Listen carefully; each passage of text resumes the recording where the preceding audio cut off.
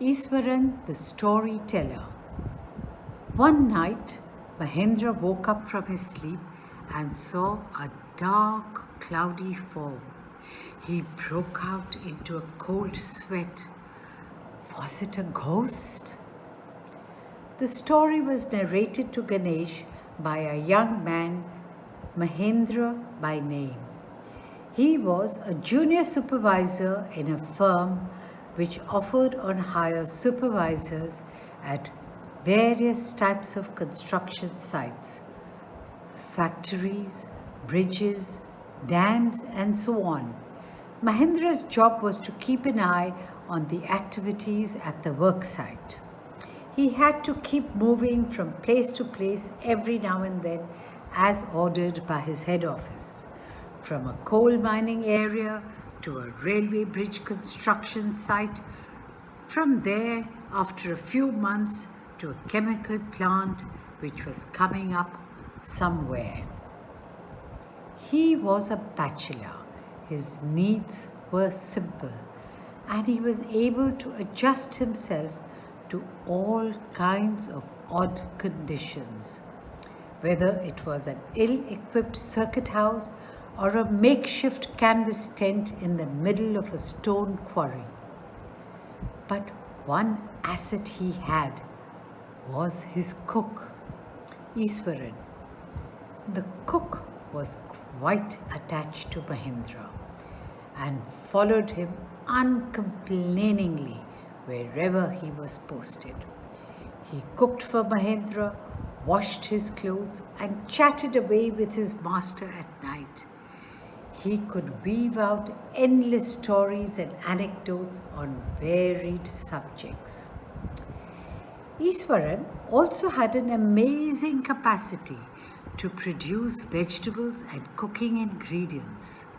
Seemingly out of nowhere, in the middle of a desolate landscape with no shops visible for miles around, he would miraculously conjure up the most delicious dishes made with fresh vegetables within an hour of arriving at the zinc sheet shelter at the new workplace. Mahendra would wake up early in the morning and leave for work after breakfast, carrying some prepared food with him. Meanwhile, Iswaran would tidy up the shed, wash the clothes, and have a leisurely bath, pouring several buckets of water over his head, muttering a prayer all the while. It would be lunchtime by then. After eating, he would read for a while before dozing off. The book was usually some popular Tamil thriller running to hundreds of pages. Its imaginative descriptions and narrative flourishes would hold Iswaran in thrall. His own descriptions were greatly influenced by the Tamil authors that he read. When he was narrating even the smallest of incidents, he would try to work in suspense and a surprise ending into the account.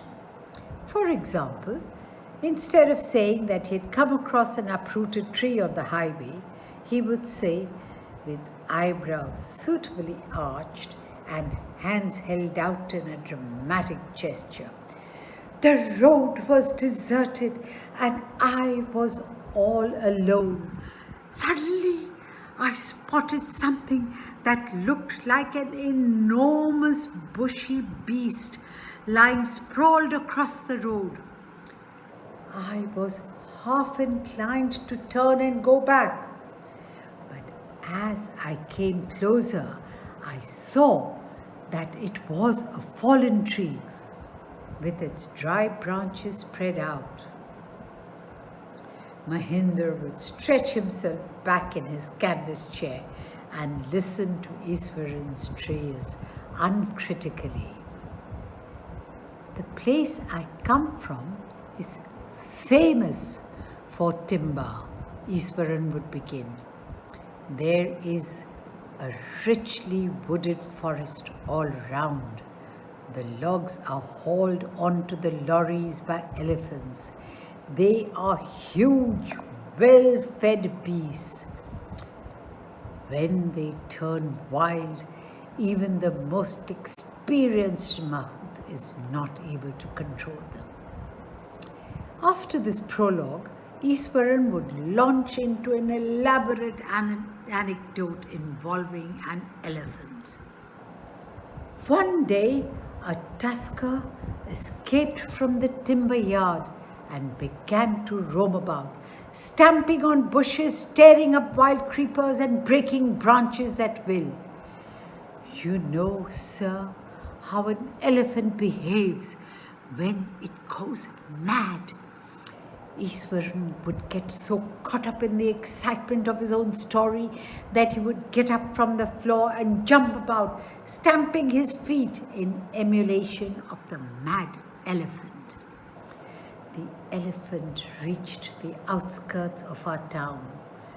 Breaking the fences down like matchsticks, he would continue.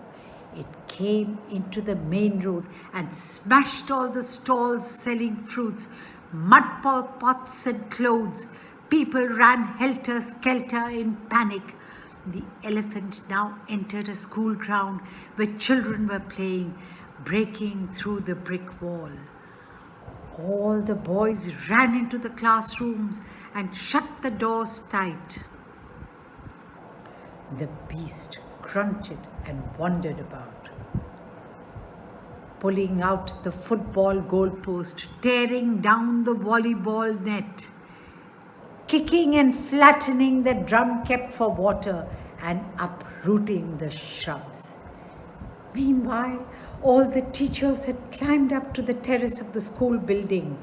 From there, they helplessly watched the depredations of the elephant. There was not a soul below on the ground. The streets were empty, as if the inhabitants of the entire town had suddenly disappeared. I was studying in the junior class at that time and was watching the whole drama from the rooftop. I don't know what came over me suddenly.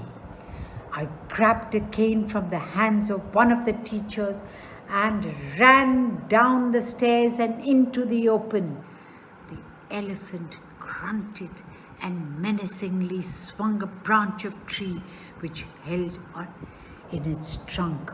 It stamped its feet, kicking up a lot of mud and dust. It looked frightening, but I moved slowly towards it, stick in hand. People were watching the scene, hypnotized from nearby housetops. The elephant looked at me, red-eyed, ready to rush towards me. It lifted its trunk and trumpeted loudly. At that moment, I moved forward and, mustering all my force, whacked its third toenail on the quick. The beast looked stunned for a moment. Then it shivered from head to foot and collapsed. At this point, Iswaran would leave the story unfinished and get up mumbling, "I will be back after lighting the gas and warming up the dinner." Mahendra, who had been listening with rapt attention, would be left hanging. When he returned, Iswaran would not pick up the thread of the story right away. Mahendra would have to remind him that the conclusion was pending. Well, a veterinary doctor was summoned to revive the animal. Iswaran would shrug casually. 2 days later, it was led away by its mahout to the jungle.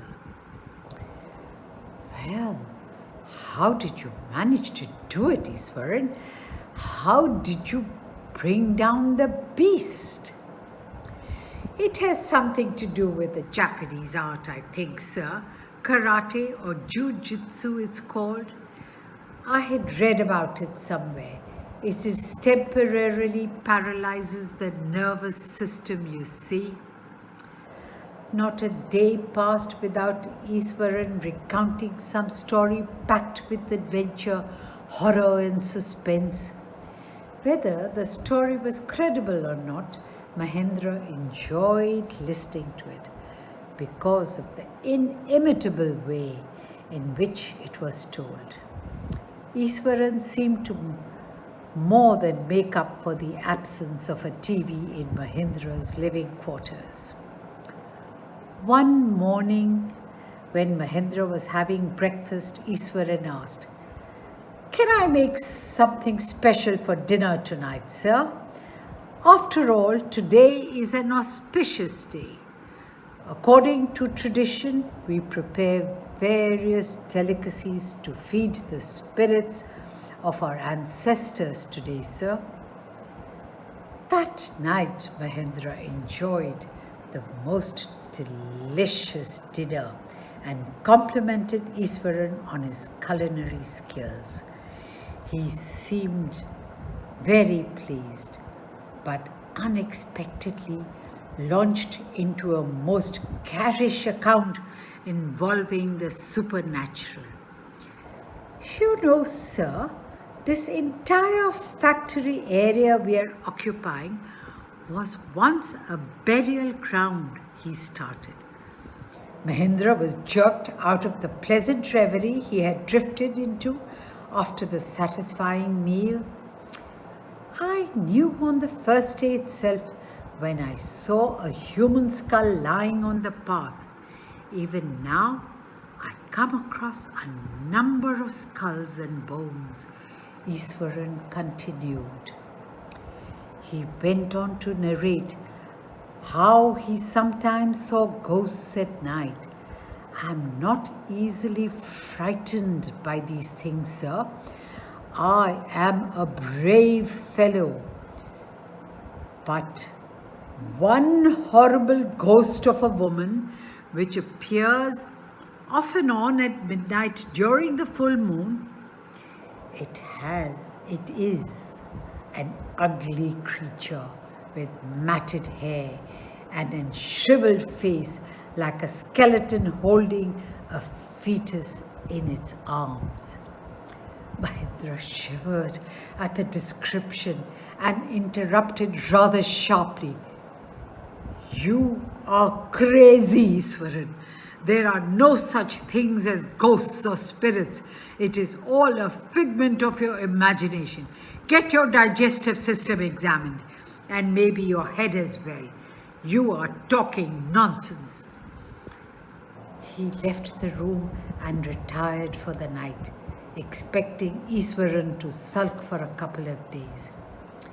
But the next morning he was surprised to find the cook as cheerful and talkative as ever. From that day on, Mahendra, for all his brave talk, went to bed with a certain unease.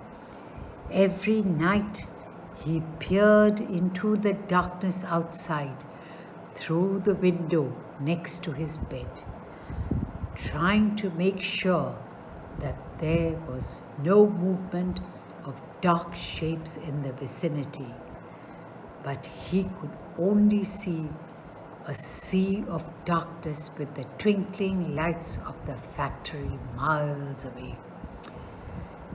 He had always liked to admire the milk-white landscape on full moon nights, but after hearing Iswaran's story of the female ghost, he avoided looking out of his window, and altogether when the moon was full. One night, Mahendra was woken up from his sleep by a low moan close to his window. At first, he put it down to a cat prowling around for mice, but the sound was too guttural for a cat. He resisted the curiosity to look out, lest he should behold a sight which would stop his heart. but the wailing became louder and less feline. He could not resist the temptation any more. Lowering himself to the level of the windowsill, he looked out at the white sheet of moonlight outside. There, not too far away, was a dark, cloudy form clutching a bundle. Mahendra broke into a cold sweat and fell back on the pillow, panting, and as he gradually recovered from the ghastly experience, he began to reason with himself and finally concluded that it must have been some sort of auto-suggestion, some trick that his subconscious had played on him. By the time he had got up in the morning, had a bath, and come out to have his breakfast, the horror of the previous night had faded from his memory. Iswaran greeted him at the door with his lunch packet and his bag. Just as Mahendra was stepping out, Iswaran grinned and said, "Sir, remember the other day when I was telling you about the female ghost with the fetus in its arms? You were so angry with me for imagining things. Well, you saw her yourself last night. I came running, hearing the sound of moaning that was coming from your room." A chill went down Mahendra's spine. He did not wait for Iswaran to complete his sentence. He hurried away to his office and handed in his papers, resolving to leave the haunted place the very next day.